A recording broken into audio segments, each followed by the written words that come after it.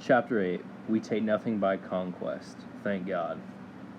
This chapter focuses heavily on the U.S.'s dispute with Mexico over Texas and the unnecessary lives lost over it.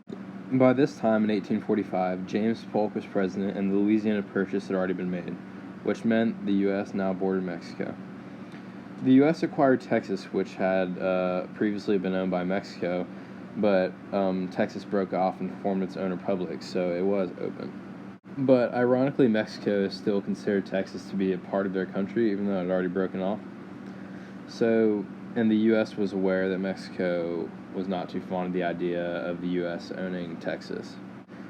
James Polk essentially ordered General Zachary Taylor to find a proper excuse for war.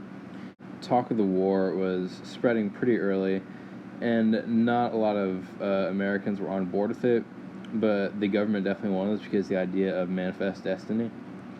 But nationalism was definitely not 100% present during this time because a lot of people were definitely new to the country, and it was hard to find the proper encouragement to fight for new land, even though they were just getting settled into their new land.